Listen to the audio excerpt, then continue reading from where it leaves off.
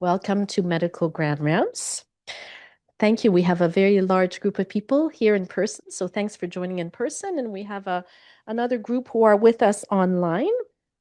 Before we begin, I'd like to make a brief land acknowledgement. McGill University is on land which has long served as a site of meeting and exchange amongst Indigenous people. We acknowledge and thank the diverse Indigenous peoples whose presence marks this territory on which we now gather. Just a reminder to everyone attending, please leave your questions till the end. You can enter them in the chat. As well, please answer a brief survey that will be made available to you after the presentation.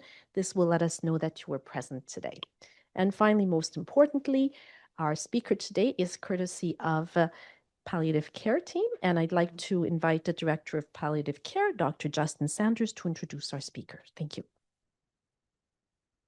Thank you, Dr. Giannetti.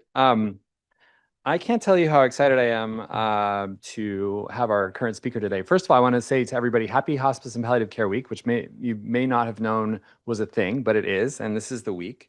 And so we have lots of events this week of this, and this one is one I'm very excited about. Dr. Joanna Paladino is a palliative care physician investigator at the Mongan Institute for Optimal Aging and Serious Illness at Massachusetts General Hospital, and who serves as the co-director of the Research and Education Core. She has focused her career on designing, studying, and scaling a system-level serious illness communication intervention, the Serious Illness Care Program, that includes structured communication tools, clinician skills training, and systems innovation, including electronic health record integration. She has partnered with health systems and national organizations to adapt, implement, and study the Serious Illness Care Program across specialties, clinical settings, and diverse patient populations.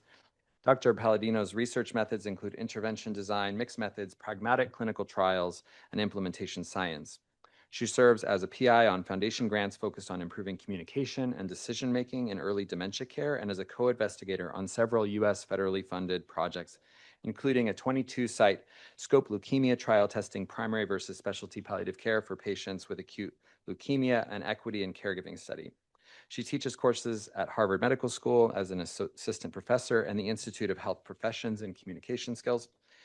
Does train the trainer, implementation, delivery science, and human-centered intervention design teaching as well. Dr. Paladino earned her MD from the Weill Medical College of Cornell University and is a board certified in internal medicine and palliative care. Aside from all of that, Dr. Paladino is one of the most gifted teachers I've had the opportunity to work with. We worked together for 10 years in Boston, and it's a great pleasure to welcome a dear friend who is one of the most, who is really one of the true international experts on projects that that the MUHC Foundation is helping us to fund, and which we can talk more about after this lecture. So with all that said, welcome, Dr. Paladino.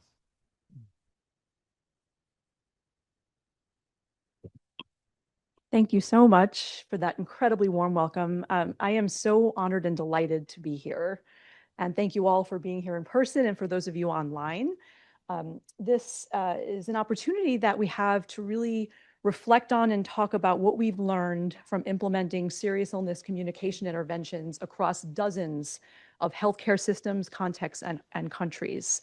And really what we're going to be focusing on is culture change. And what does it mean to change the culture of clinical care to center people's values and goals? And so I'm going to just briefly, the objectives, we're going to talk about and recognize how our values and beliefs as clinicians show up in our day-to-day practice, and also the impact that that has on patients and caregivers. We're going to talk a little bit about the evidence behind serious illness communication interventions. The bulk of this is going to focus on the clinical culture factors that can support or sometimes get in the way of improving serious illness conversations for patients and caregivers. And we're hoping everyone can leave with just a few strategies from wherever role you sit in how we can change and improve that clinical culture.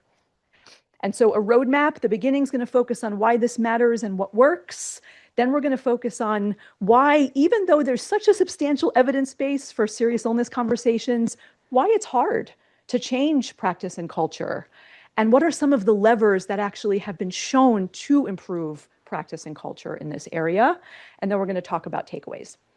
So I just wanted to briefly start about me. And so as Justin said, we go back a very long time. We started working with the Serious Illness Care Program. Not sure if those of you read the book Being Mortal, but the Serious Illness Care Program is really the program that grew out of that book. And I was drawn to it because of this quote from Dr. Atul Gawande. We've been wrong about what our job is in medicine. We think our job is to ensure health and survival. It's larger than that. Our job is to enable well-being, and well-being is about the reasons one wishes to be alive. And so that always really resonated with me personally. And I also wanted to share that in addition to a researcher and palliative care clinician background, I also am a cancer survivor and a caregiver for both of my parents who live with serious and chronic illness. And honestly, I'd be lying if I said that also didn't influence why I do this work and why it's been important to me. So the vision of this work is that every person affected by serious illness feels known and cared for on their own terms. And I think the premise of this that really underlies all of this is that amidst all of the medical innovations we have, new treatments, exciting new therapeutic interventions, one of the most powerful interventions we have as clinicians is how we show up in relationship and in communication with patients and caregivers in terms of their experience and their outcomes. And so that aspect really underlies the vision and the focus of this work. I'm just going to start with a quick definition of serious illness communication because I still think there is an association with end-of-life communication. And when we talk about that, what we're really talking about are conversations longitudinally that happen over the course of a serious illness between clinicians, patients, and caregivers that focus on asking about and honoring what's important to patients and caregivers' values, goals, priorities, assessing, understanding, and sharing tailored prognostic information, providing emotional and coping support, and then partnering and collaborating in care planning and decision-making. And serious illness conversations occur across specialties and care settings at multiple points along the illness trajectory in smaller segments. There's not always a big conversation. It could be little incremental conversations in moments of care. And I think this is actually really important, that last bullet, which we're going to spend some time on, by all members of the interprofessional team. So we're going to talk a little bit about nurses, social workers, clinicians, physicians, advanced practice clinicians, and the role of all members of the team in these conversations. Now, there is a substantial evidence base that really supports when these conversations happen for patients with serious illness or age-related conditions. It contributes to improved mental health outcomes, improved quality of life, enhanced coping and patient and caregiver experience, and also in some cases, shifts in care delivery toward the end of life for patients for whom hospice may be aligned with their goals. So more and earlier hospice, fewer hospitalizations at the end of life. The challenge, though, is that even though there is a substantial evidence base, these conversations just don't reliably happen in practice. There's so much variability. And often what we see is that the conversations may be deferred until the end of life when there may be a crisis or the prognosis is, quite poor, as opposed to an incremental process over the course of illness. And that continues to be a challenge, that reliability challenge. And so the Serious Illness Care Program, which many of you may be familiar with, really leaned into this idea that this is a systems problem. So if we're going to design an intervention to improve conversations so that they happen reliably and are person-centered and earlier in the illness course, we have to really work at multiple levels. So it includes a conversation guide, skills training and support for clinicians, tools for patients and caregivers, and then a host of systemic changes. And just briefly, the Serious Illness Conversation Guide really provides a roadmap or a framework for conversation. So people have language that was developed in collaboration with patients and caregivers. It focuses on setting up the conversation, assessing understanding and preferences, sharing information in a compassionate and tailored way, responding to emotions, exploring values and goals, and then closing and making a recommendation. And one or part of these of this structure can happen at any given time. It doesn't have to be the whole conversation all at once. This guide, I like to say it's more of a recipe for cooking than for baking. So it's this idea that there's no one size fits all approach. We have to adapt these conversations and skills to the patients and caregivers in front of us.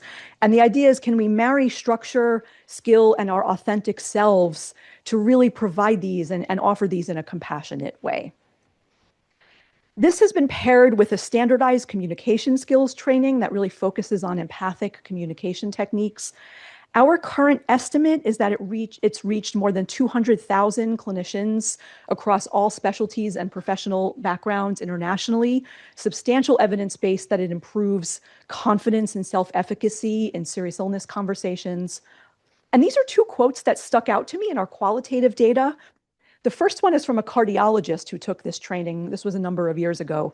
It shut off my impulse to fix and instead focused on truly accommodating patient wishes. So we're going to get back to that in a little bit. And then this is from a nurse. I feel more comfortable and empowered to have these conversations. And there's also systemic changes paired with this. So a structured documentation template so that if you practice in the ICU or in the ED and someone had this conversation, you can find it in an easy way without having to dig through the electronic health record. So you could see the patient's narrative over time, as well as workflow changes, patient identification, and a number of strategies.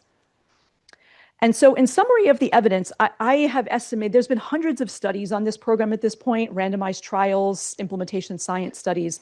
I'm just going to give you a snapshot of what we learned about the benefits of really improving structured serious illness conversations. So we see significantly more earlier, better, and more accessible documented conversations across multiple contexts. In some of the studies we've looked at, there have been double the rates of patients who have had a discussion about their values, goals, and their prognosis compared to those who were in the control group. We see significant reductions in anxiety and depression symptoms, especially in oncology for patients. Patients value conversations. There are some new, very exciting patient experience measures, which we're using called the heard and understood measure. And when these conversations happen, patients and caregivers report feeling significantly more heard and understood by members of their care team than those who did not have this conversation. They also describe more connection to their clinician and better preparation for the future. I think the clinician impact of changing how we approach these conversations is actually understudied. We have some data I'm going to talk about today, but clinicians describe not only enhanced confidence, but also more meaning at work because they're able to connect with patients in different ways. And also one described it as being able to humanize healthcare. So it's less focused on the procedures and the treatments and more focused on what's important to the patients. And that quote is right here. So shifting the nature of these discussions from code status or life-sustaining treatment preferences to a more person-centered focus, values, hopes, and worries. And finally, we also see when you train teams in this model and support teams in this model, we see improvements in teamwork. So this is all well and good. This is the evidence that comes from often structured trials. But I'm going to share, when we embarked, this is a number of years ago, on scaling this as part of routine institutional change initiatives. Same tools, same training, same systems support. I'm going to give you two. These are real quotes. This happens to be oncology, but it can happen actually, this is across specialties. So this is from one setting where they were really struggling to get this off the ground. We're not getting traction. Last week, our medical director said, people don't come here to talk, they come here to get treatment. And I'm going to contrast that with another quote that says from an oncology setting where this really kind of took off. Our leader says, these conversations are about asking patients, what do you understand about what's happening? What are you worried about? What are you hopeful for? At the core is getting to understand and know the patient so we can give them better care. And so you can see the kind of contrast in values that are showing up in those statements and how that could potentially affect our ability to do the work of change. So we estimate that there's about 50 health systems in the United States that have adopted this program in partnership with Ariadne Labs. Numerous other countries have studied it and adopted it as part of training initiatives. And so I'm just going to share a snippet of what we've learned about changing clinical culture to really center these types of, humanistic conversations in clinical care. So we did a big qualitative study across 5 health systems that scaled the program, and we interviewed frontline clinicians, hospital medicine, oncology, cardiology, primary care, as well as palliative care, as well as leaders and implementation teams to find out what were those culture factors that were affecting the ability to implement. And this is really the model that we came up with. So when we think about clinical culture, it's the values, beliefs, and norms that drive and underlie behavior. So the first bucket is what we call paradigms, which are the mental models that influence how clinicians think about and view serious illness conversations. The second is empowerment. How confident and skilled do you feel in having a serious illness conversation? What I want to name about empowerment is that it goes beyond individual level. It's also psychological safety. So do you feel that if you have a conversation in my role, I would get in trouble because I'm overstepping or because it's outside of my scope? That's actually really powerful construct. What do we call this the consequential domain? What do we believe is the benefits or harms of serious illness conversations for patients, for caregivers, and for ourselves? And then the norms, the rules that underlie behavior and expectations. And this is our model. The idea is that there's a lot of arrows between these different domains because they interact with each other. So I'm going to share a quote where, again, where a place that struggled with implementing this program and a place where the culture really took hold to illustrate the paradigm construct. So here's one. We had circular conversations week after week about which patients are eligible. Someone would say, well, what about fourth line chemo? And then someone would say, my patient isn't dying if they're on fourth line chemo. So it's this idea that conversations are really focused on the end of life as opposed to being focused on earlier conversations. And this was, again, this is an example from an oncology implementation. Contrast that with, this has prompted us to have the conversation at an earlier time point than 6 months. It reframed for me, you can't say what the choices for treatment are if you don't know what is important to the patient or what they're afraid of or what they value most. This idea that these conversations aren't meant to threaten treatment decisions, they're actually meant to start earlier and inform treatment decisions. So you could see kind of the two different paradigms in play there. Then there's empowerment and psychological safety. So how confident, skilled, and empowered do team members feel? This is an example from an inpatient implementation. There's a department in a hospital where the director said, no social worker may ever have a conversation about end of life with our patients. And I've rarely gone to that floor. And again, you could see actually also the association with end of life conversation that contributed to that kind of belief. Here's another one in a very positive experience, a primary care nurse. We really weren't that confident we were going to be allowed to do this. And over time, it's become very integrated into the work we do. I don't wait to be directed. I take proactive steps. So this idea that this nurse feels like she's empowered, if she hears a cue that a patient wants a conversation, she could get started on that conversation and bring it back to the team. What do we perceive the impact of these conversations are going to be? So this is, if we're having conversations in a non-crisis setting, are we going to signal to the patient that something bad is happening, even if it isn't? So this concern about increasing anxiety, I think, is real, and it's a very common barrier that comes up about serious illness conversations. There we go. And then the second one is hospital medicine NP. What the meaning is to my practice now is having these conversations early and establishing trusting relationships. I knew their medical stuff, but I never really knew their fears and their hopes and what are their boundaries. So this idea of trying to realize some of the benefits if we start earlier, where we can take space to get to know patients and their worries and concerns, and that feeling valuable. And then lastly, norms, this idea of like, what is the default in our setting? Is the default to defer this to a late time or a time of crisis or the end of life? Is the default to have this be iterative and longitudinal? And I think that is where some of the differences come up. So a lot of our patients are transitioning in and out of hospitals and they have multiple specialists and they're like, somebody needs to talk to this family, but whose responsibility is it? Is it a primary care doctor's? And I think what we feel, and I see some nods, is there's almost this kicking the can down the road effect that happens when we're not sure who is responsible for this conversation and how to get started. And I'm just going to give you an example of a contrast to that. This is from a hospital implementation. It became a shared responsibility and they held each other accountable, like, hey, did you see that new patient didn't have a conversation? I can cover the next 2 admissions so you can get that done. So this idea of it becoming a team norm, like we want to make sure everyone gets this in our context and we're going to share the work because we know that sometimes people can get very busy. So those were from United States contexts, but I also wanted to share a study from 2 Canadian hospitals I believe it was in Ontario and Alberta. And they implemented the serious illness care program, and they actually found some similar culture changes when they implemented this really as an institutional change initiative. So the first takeaway was that it wasn't just the training, right? It was unit champions, team training, interprofessional engagement, EHR changes, all of this together contributed to the changes they see. The second is they noticed a move from code status discussion to values conversations, creating space for what matters most.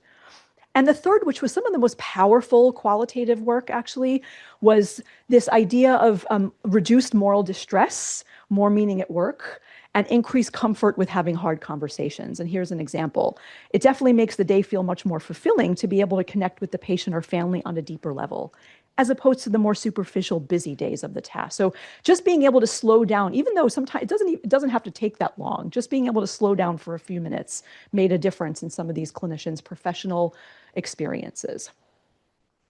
And one of the things that we've been doing, we do some culture change workshops in our health system as part of this scaling work. And one thing that comes up, I'm not sure if you all hear this or have felt this before, is how we perceive patients and caregivers may react to these conversations matter, right? So this idea of being wanting everything done or being unable to accept prognosis. So that comes up a lot as a barrier to serious illness conversations. And one of the things that we do is try to think about a cultural reframe for this. So what's underneath those emotions and those worries? So it's often interpreted as denial or unrealistic expectations, whereas what it often reflects is caregivers trying to protect their loved one or fear of abandonment. It could be mistrust in the healthcare system. It could be cultural beliefs. So there's a lot underneath there of medical, social, and emotional context. And so when we do these case reflections with teams, we think about the cultural norm as, if we think about a success of a serious illness conversation as we got the DNR, or they chose hospice. Now, sometimes that happens, right? Because it's aligned with their goals.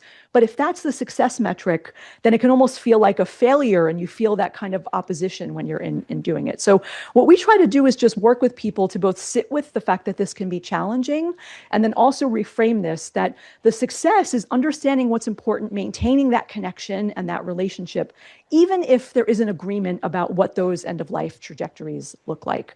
And I think that's been powerful when we've been doing these workshops, is thinking together about this reframe. And then I think bringing that back, I also think that there's a lot of professional identity wrapped up in this. We do work with our surgery colleagues where, really, and it's not just surgery, actually. Many of us feel like our role is to cure or to fix, to tell the truth. We have to make sure that they understand their prognosis, even if for some people they're not quite ready, not emotionally ready, and of course not to prolong harm, which is really important oath that we take. And sometimes we hear, I did the conversation and nothing changed, or the patient was upset. And so when we're reflecting on these powerful moments, again, this cultural insight is, if it's framed as a way of changing decisions as the main outcome, we may experience distress when it doesn't. And so part of this is just continuing to think about these cultural reframes. And then I'll also add just sitting with the hardness of this, the discomfort, that sometimes it's hard, sometimes it doesn't go well, or it doesn't go the way that we hope. And even giving people opportunities to reflect, that's actually, at least in our system, quite countercultural. Most clinicians don't have opportunities to reflect on how these conversations are going in practice. So we're just trying to work on some of these techniques to change that. And this is an example from that study out of 2 of the academic Canadian hospitals. Even if I don't agree with my patient who wanted everything done in his full code, I felt quite satisfied that I was respecting his wishes, and that even though it wasn't in accordance with my values, we were doing the right thing.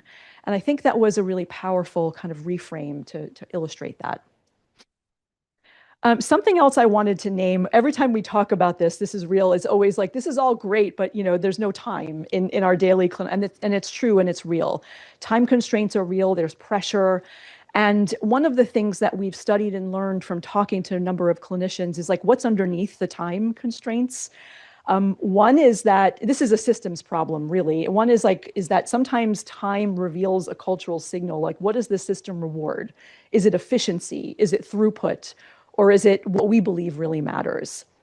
The other thing that's come up, Justin and I have talked about this a lot in our work, is that sometimes these conversations are imagined as like unbounded, like it opens Pandora's box and how can I kind of control it? And that can be a time-related factor that comes into play. We have learned that structured tools can help in this setting because people feel like they have a little bit of a roadmap and the skills to manage what happens in these conversations. We also learned that if we think of this as only one clinician's job on the team, time can feel much more scarce than if we think of this as a distributed, team-based process. And I'm going to show you what that looks like in a bit. Lastly, if these conversations are deferred, then often the long kind of crisis conversation is often quite long and can be challenging, but there is a way in which incrementally building to this conversation can actually in the future save time over time. And then lastly, there just is this continued moral tension we face that there's no easy solution for of, what is efficient care versus what is values-aligned care. So now I'm just going to move to talking about, given this cultural context, variation in paradigms, attitudes, beliefs, norms, psychological safety. A number of years ago, this is actual data. We looked at systems that were very successful in adopting this work as change initiatives and systems that were struggling to get adoption of new serious illness conversation practices. And so this is from real world implementation, not research studies, one of the things that we found, as you can imagine, is that training is helpful. It's really necessary, but it's insufficient by itself. So the systems that really leaned into training alone, on average, only 5 clinicians integrated kind of more these conversations into practice, and that reaches maybe a small number of patients. But when you pair training with culture change strategies, which we're going to talk about, the results were markedly different. Where we had higher levels of adoption, we saw more patients touched by conversations, and we also started to see outcomes change that we care about, including patient experience, as well as care delivery at the end of life in some cases. And so this is overly simplistic, but for the purpose of this talk, I distilled this into 4 categories of culture change strategies that matter. One is leadership action. So what leaders do at all levels of the organization matter. And I'm also talking about, hospitalist directors, nursing directors, oncology medical directors, cardiology directors, et cetera, social work leaders. So it's really interprofessional leaders and their actions to reward and prioritize matter. How can we activate champions? And we'll talk about champions in a minute to support the work of change.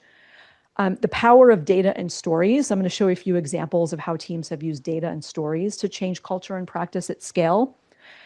And then if there's anything I've personally learned from doing this across settings, it's really the power of the teamwork model. I think that teamwork model of local serious illness communication change is probably the most important lever for sustained practice change, because it just becomes like what we do every day. It's not an incentive that maybe drives it up and then it kind of goes back down afterwards. This is just how we do. And so I think that is really powerful.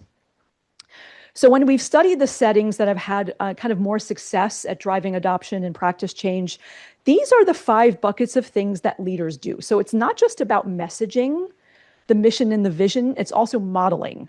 So signing up for training, whatever training you're implementing in your context, being the first one to sign up, being vulnerable. We were at a recent oncology meeting where an oncology leader talked about what impact it had on her personally to think about serious illness conversations differently, and also sharing actually a difficult serious illness conversation that we had. That is incredibly powerful to do in routine division or department meetings. And openly sharing successes and challenges. So this idea is like you're keeping it on people's radars all the time. This is something we're sticking with. It's not just going to go away. And that's the second one. So how do you keep visibility of the initiative? So some of our most successful sites in our health system have been ones that have integrated the serious illness communication project into their routine meetings, even if it's just 5 minutes. This is what we're doing with the training. These are our numbers. It just keeps it on people's radar.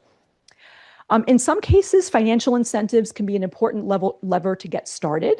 So giving people bonuses or performance bonuses for signing up for training and for documenting conversations, or just social rewards, highlighting high performers or clinics that are doing really well. We are now at Mass General Brigham, we're forming a new Cancer Institute. And one of the things that we're working on is integrating serious illness communication training into the onboarding for all of the new clinicians that we're hiring. So it's a part of their onboarding package. And in our one of the successful primary care practices that we worked with, it's integrated into the job description for new nurse care managers and nurse care coordinators that join. So that's really powerful. That's a structural integration. And then lastly, many of these initiatives start with funding, maybe outside funding, and becoming a line item on the budget, really. Having institution invest in teams and in the work of change is critically important. And because that really demonstrates that the institution owns this, and we believe this is one of our top priorities. So that's the work of leaders. Then there's champions. Champions are on the ground folks who are often raising their hands saying, I'm really excited about this. I've been interested in doing this. We've trained over 130 champions in our system across specialties and discipline. They serve as local content experts. They lead or participate in trainings or coaching. They provide real-time peer support, and they also model behaviors for their colleagues. And I just wanted to give you an example from, in this case, a primary care nurse, about the power of having somebody to go to talk to if she had a difficult conversation. You'd bring up a case that you would find that was challenging, and the champion helped us just get the wording. The support's been phenomenal because this work can be emotionally challenging or emotionally draining. And that work, that really supported sustainability of the teams who were doing this change. The third strategy is data and stories. And so every system has a different culture of data, whether and how they use data in their system. And so part of it is getting to know your culture. But one of the things that data can do is to make successes and opportunities visible to everybody. We use data as a motivational strategy for our clinicians. So we have a structured documentation template in our EHR that basically automatically pulls into a dashboard. So we're able to send reports to different groups about how they're doing with meeting their goals for patients who have a conversation, or how they're doing with their clinician adoption of serious illness conversations. And also, what's the content of those conversations in terms of values and goals? And that has been a really powerful lever for change. That often paired with stories, so letting people just share a case about something that went well is incredibly powerful because that connects you emotionally to the work. So I just wanted to give you an example. We've just recently, I realize this came out a little blurry, but this is a snapshot from our real dashboard. And we implemented an oncology physician incentive program. We're about to start a nursing incentive program right after this. And you can see the big uptick in conversations after the incentive program from that jump. The exciting thing about this is that we're working with nursing and oncology physician leaders to create a full sustainability plan. So this is not just a one and done kind of incentive. We're going to have evaluation, ongoing support. We're integrating this into onboarding and feedback. And so the idea is, how do we try to boost numbers and then make it stick? And part of that is creating kind of a full plan with champions and the other strategies that we mentioned. These are just two examples of how teams use data. So every 2 weeks, we sent geriatrics clinicians an updated report, and they to see if they did 2 or 5 more, and that did encourage them. So in our geriatrics clinics, they really wanted all patients to have access to a conversation, and they started out at about 10% of their patients had a serious illness conversation. And when they did the individual reports, they eventually got up to, I think it's up to 60 or 70% now. And so part of this is trying to match the data feedback strategy to the particular context that you're working in. And then this is just another oncology example about how they integrate data and stories into their regular meetings. It creates a nice positive feeling of we're all in this together. And I think that's really powerful because data can feel punitive in some cases. And if it feels punitive, I often think it backfires. But if there's a way for it to feel like collective learning and collective community with the stories and data piece, that can make a big difference in culture change. And then the last major strategy is interprofessional teamwork. So this for me personally has become my current passion and area of interest. We've studied teams, and when I say teams, I'm talking about including speech language pathologists, physical therapists, who actually are often encountering patient goals very regularly as part of their routine conversations, nurses, social workers, physicians, advanced practice clinicians. So we've been studying what makes a team kind of fly with this work and what gets in the way. And so these are the major barriers that we've encountered. I'm not sure if these resonate with you in your context, but this kind of lack of belief or lack of respect for non-physician roles in serious illness conversations. So kind of who's authorized to initiate a conversation about values and goals. The second is uncertainty about scope of practice related to this. And we hear from a lot of colleagues that the prognostic piece of the conversation is the particular sticking point. The third is if I'm at a bedside nurse and I hear a patient say something like, I'm done with this, or I don't want this anymore, how empowered do I feel to bring that back to the team if that goal conflicts with the current treatment plan? And if I don't feel empowered, that can get in the way of these conversations. And then lastly, the continued paradigm issue. Like, what is a serious illness conversation? If people think of it as a end of life with, kind of goals of care conversation, it can also relate to this. And so here's an example. APPs and nurses feel like I can't have this conversation without the doctors really signing off. And so we have been studying a team that takes care of patients with ALS to understand what a bright spot of team culture looks like, because they have the highest rates of documented serious illness conversations. And also, personally, from having seen so many of these, the most beautiful conversations just in terms of the richness and depth of the content that I've seen. And so this is an unpublished study that I'm sharing with you that we're in the midst of right now. And we wanted to understand what makes teamwork sing in your culture. How do you do SIC and what makes it work? And so the 4 themes that have come out of that is a shared mental model, this just fundamental belief that this is everyone's job and that it unfolds longitudinally across visits. The second is they did team training. So they actually trained their whole team together, which was really exciting. And it allowed everybody to not only learn from each other, but have a shared tools and language to have these conversations. The third was psychological safety. And I can't kind of underline this enough. This safety to speak up, to feel that if you hear something that the patient says and it conflicts with the treatment plan, you can bring that back to the team and they will hear it and respect it and work with you to huddle and act on it. And then this idea of just effective communication, huddles, visits together. So it really feels like some shared work. And so I'm just going to give you a case that we had very briefly to talk about what happened. So this was a nurse who was in a visit with a patient, and the patient said, I'm done with this. And because of the culture, what she was able to do is she acknowledged the statement. She did the parts of the guide that focused on worries, goals, and understanding of what may be ahead with the illness. Recognized that what she did is a serious illness conversation, even if it doesn't have the prognostic piece. And then she documented it and brought it back to the team. And the reason this worked was that she felt like she could do that and the team would respond. And so this is kind of her quote. Patients tend to tell nurses everything, and then we bring it back to the team and huddle.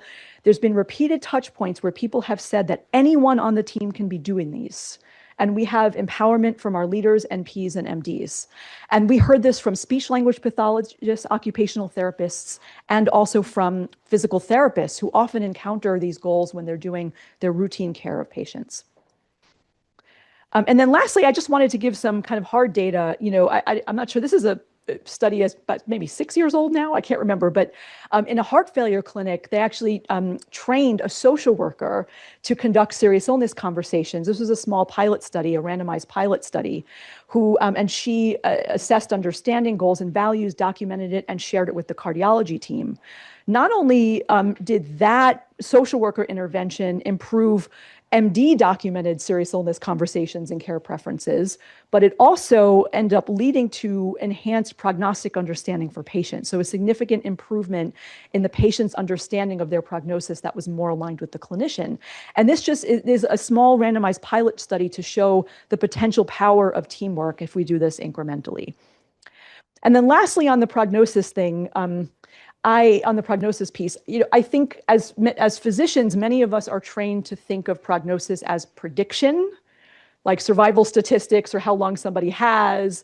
But I think the big cultural reframe that we've been trying to work on is that prognosis is really about preparation. So sharing anticipated changes to function or acknowledging uncertainty, assessing somebody's understanding of their prognosis, which reveals informational, emotional, decisional needs. All of this is the work of prognostic communication and is highly valuable and really important. And in our kind of world, it all counts as a serious illness conversation. And I think that I think can be really, really powerful.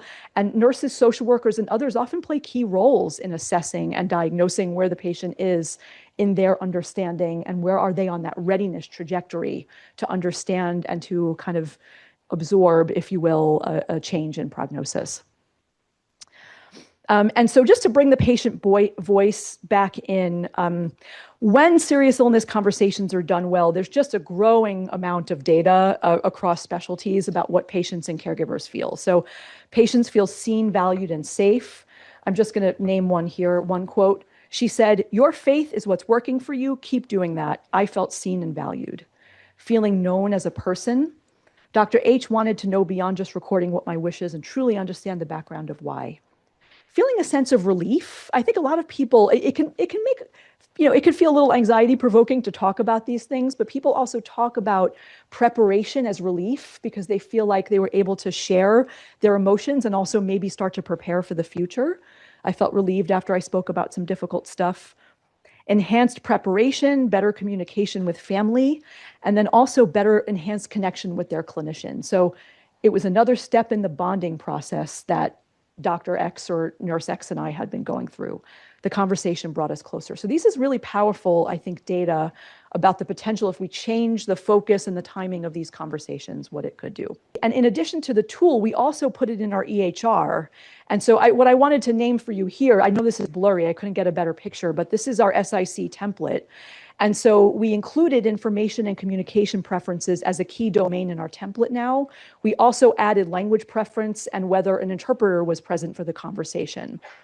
And then lastly, we changed the prognosis shared to information shared so that all members of the interprofessional team feel empowered to enter the types of information that they may be sharing with patients, anticipatory guidance, et cetera. So it's less alienating. And the point of this is just to say that this shows up symbolically even in how we put together our documentation. And this is just an example of a nurse practitioner saying the value of the template. Based on prior conversations, patients immediately feel understood. Someone heard them, wrote it down, and now we're building from there. So it's this idea that even though no one likes documentation, if there's a patient narrative in one place you can find that you can see over time and you can reference it, that in and of itself can be a trust building tool because patients know that information is there and is not going into an ether, and it also enables interdisciplinary care. So I'll close by saying this is just some future-facing work. We turned this qualitative work into a clinical culture survey. That's the last bullet. I already mentioned this to Justin, and we're kind of interested in health system partners that may want to field this survey as part of their change initiatives. We're working on some early dementia care adaptations to the serious illness care program for diagnostic disclosure, care planning, and decision-making. We actually have a whole patient and caregiver facing arm of our institutional change work. We do What Matters to Me workshops with patients and caregivers. And one of the things we're trying to do is use artificial intelligence to bring some of those tools in a more accessible way to people. And then we're focusing on frailty as a potential institution-wide strategy to identify patients who may benefit from a conversation. So take home, culture is what we do every day. The beliefs, the language, the small routines, they matter and they shape how patients experience care.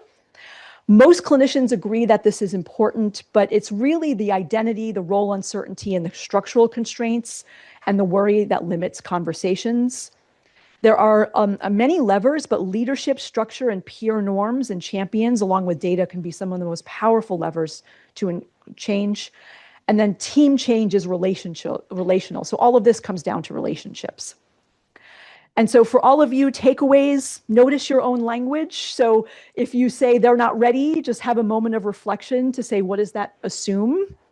Name the moment when SIC feels uncomfortable or out of scope. Try a new open-ended question with a colleague. And then think about walking in the shoes of one of your team members and how they might show up with patients and caregivers. Thank you.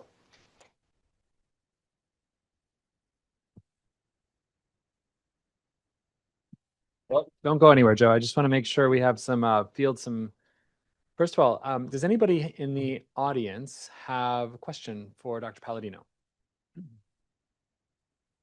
you want to moderate, Jen? Sure, we go ahead. Go ahead, Annie. Go ahead. Thank you so much, Dr. Paladino. That was wonderful. I'm one of the gyn-oncs who work closely with Justin here, and I actually trained at Brigham, so SIC is close to my heart. I wanted to ask you the idea of data and stories, or is stories as data? Because I think how we, as quality improvement, we focus a lot on data measurement and quantifying improvement, but I think in this field, the stories and the narratives are just as important. Can you speak a little bit about how you collect that story as data and use that to promote the culture change?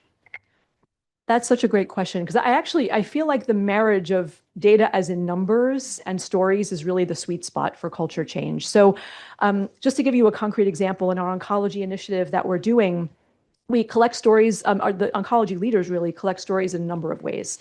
They've actually sent out an evaluation with open-ended questions, and there are some powerful stories that come in there with the opportunity for the clinician to say, if you want to talk to me about this more, they click a yes, and then they can you can approach them and ask them if they'd be willing to share that at a department or a vision meeting. So one is just, we use some tools like REDCap or other ways to collect these stories. In others, we prepare people in advance of meetings to ask in an informal way, does anyone have an experience that they want to share about how this changed their practice or a challenge that they had? And then we give them a chance, if they want to practice their story so that they don't feel nervous about it, and then to share it at a meeting. One of the things that is one of the most powerful levers is kind of what I call people who may be skeptical initially, who become a champion. And capturing those stories of those individuals, I think, can change hearts and minds in a way that numbers, I don't think, can in a lot of ways. So we use some structured templates. We use a lot of informal ways. We've talked as a team about having a story email box on our team, which I actually think is a good idea. We've never operationalized that yet for people who can share it, but those are some of the ways. And I think that thinking about how you integrate that, structure that in your routine QI initiatives are so important. Thank you for the question. It's a great question. Gonna check online. Who else in the audience has a question? Yes. Hi, I'm Samara. I'm a clinical psychologist and scientist, and this touches very deeply in my heart and in my practice. I had a question about what you mentioned about the primer, and specifically how do you go about working with clinicians to identify their own biases and values or challenges that they're facing in that moment, and how does that go on a very concrete, practical level? Like, how has that been being implemented and being maintained at your institution? That's a great question. So we at our institution, we continue to do synchronous serious illness communication trainings. We've shortened it quite considerably given the context of the current healthcare climate. But one way is our expert teacher, her name is Lindsay, she's integrated brief opportunities to reflect during these trainings as to model that for people. So there'll be a case, and then she'll ask, on the primer, there's a reflection question that asks people to think about, if I was going into a room to see this patient, what beliefs might come up, what worries might come up in my mind, and even just the act of writing those down, or someone who's willing to say that out loud in a group setting is quite powerful. And so those reflection opportunities have been integrated into our trainings. We haven't done a lot of other ways of operationalizing reflection. I will say that when we were doing consistent coaching after training, which was these half-hour to touch points it was almost like in office hours, where any clinician who was newly trained in this guide could come and talk about challenges. We almost always built in opportunities for self-reflection where people could write down their reactions, emotional or what have you, and share it or not share it, right? Because some people don't feel comfortable. So we've done it as part of our training, but that's because we have maintained, for us, people still want synchronous training in our system, so we've maintained that as a key way of integrating that reflection. We've also put the primer in the electronic health record as another way for people who have access to it so they can see those reflection questions anytime they want. And just as a quick follow-up, when you started this, Mhm. did you incentivize clinicians in order to train, and even up until this point, do you use an incentive-based model to help maintain that it keeps going? Yeah, so the short answer is not. So I've been at our system for about 3 years. So this has been going on for more than 8 years there. I do not believe, to my knowledge, that they actually started with any specific incentives. I will say that over time, what's happened is it's almost been more like an incremental initiative where, the head of cardiology said, we really want to do this. And so we'll work with the cardiology team and we will work with them to build it into their incentive program, just to get people to come to training and to have those first 5 documented conversations. We did the same with oncology most recently, as the oncology center is merging with another system. So it helps to get started. What I will say, from learning from other systems outside of my own, incentives alone also don't tend to work. They tend to create a bump and then it goes back to practice, back down to, you almost always have to pair incentives with ongoing support, data feedback, teamwork, constant messaging. Culture change takes a long time. It's like 3 steps forward, 5 steps back, a few steps forward. So the long and short of it is, we have done incentives, and we find that they often don't work alone. Yeah, in the back. Hey, thank you very much. It was a nice talk.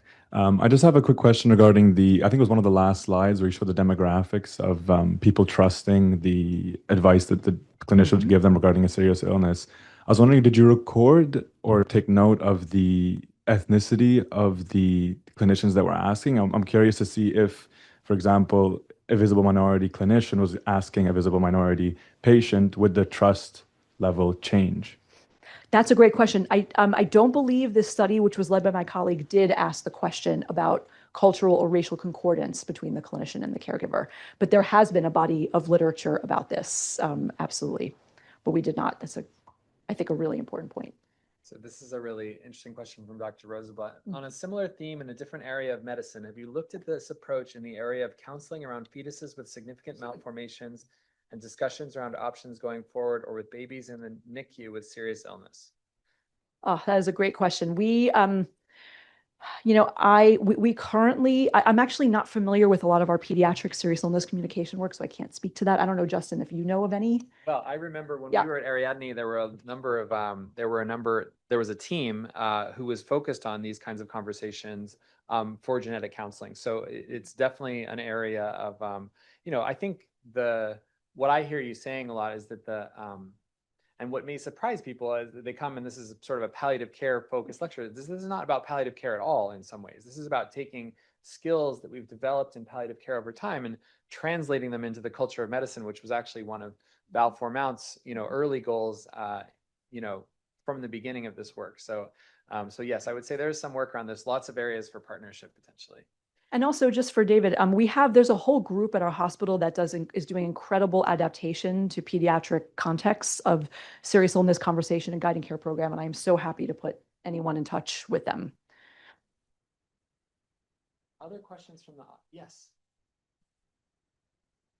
To what extent has clinical, spiritual, and pastoral care been brought into this? And I'm asking because the former Royal Victoria chaplain is sitting beside me, and she worked with Dr. Balfour Mount. Wow. That's welcome. Thank you so much. The spiritual care is a key, completely integrated into our efforts. In our serious illness conversation efforts at our system, we train all members of the care team, and chaplains have been leaders of this work in our system. They are not only integral to the conversation, but it's also working with our colleagues in spiritual care that have made some of our key adaptations to some of our structured tools. For example, I know that what Justin mentioned, we had added this question, what gives you strength as you think about the future with your illness? For faith and family comes up often as a source of strength. So that's been the first thing to say, is that for us, they're fully integrated into all of our efforts. The second is that for our What Matters workbook tools, I didn't talk about this, but our colleague, Dr. Eric Fromey, has been partnering with faith communities to train pastors to begin to talk to patients and caregivers about articulating and identifying what matters to them. And also, how do you bring that up with your clinician?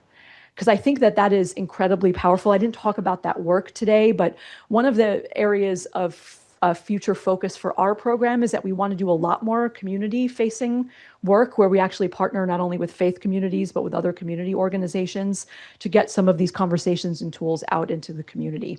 So thank you for asking. It's a great question. Thank you. It was very, very interesting. You're talking primarily what's happening in a hospital environment, training, education. What about medical schools? Does this happen before people actually have to treat patients and deal with patients? Yeah, so in our state, in Massachusetts, there's been this multi-system initiative to create a full set of serious illness communication competencies and skills for medical students and to translate that into curricula across the medical schools. And we mostly train residents and fellows right now, but I think that medical student training is critical in this area. So I don't know if is anything happening here in that realm? I can only speak to Massachusetts, but just say yes. Yeah, we continue to, we have started to integrate, for example, the use of the Serious Illness Conversation Guide in our training of medical students at various stages. And so one of the things that we've talked a lot about, including with a shared mentor of ours, is the challenge of training fish to swim in one direction and you drop them in the tank and the sharks are swimming in the other direction. And what they do, and they very quickly change behavior to match the clinical culture, which is why this work in the hospital is so important, because you can teach medical students to do great things. And if the culture does not reflect what they learned in medical school, they start to do the other things. So, and I would just add, one of the aspects of that initiative is, in addition to the medical school curricula, to Justin's point, is creating almost these faculty leaders, faculty ambassadors of serious illness communication training across the arc. So medical school, postgraduate training, residency, fellowship, and then for faculty. So that, to Justin's point, if you train a medical student, they go on a rotation, there's actually somebody who can mentor them in practice to help them, maybe have a directed conversation with a patient and then can debrief that with them. But until that infrastructure and expertise is built, it's hard, as Justin said, to operationalize it. But it is a huge commitment in our state as part of our statewide serious illness care quality work. So I just want to recognize it's 1 o'clock. So I think this brings to a close the official medicine grand rounds. If I can, is that right, Nadia? We should close. I know that Joe's here and I'm sure welcome to entertain other questions, but we also have so first of all, let me just say thank you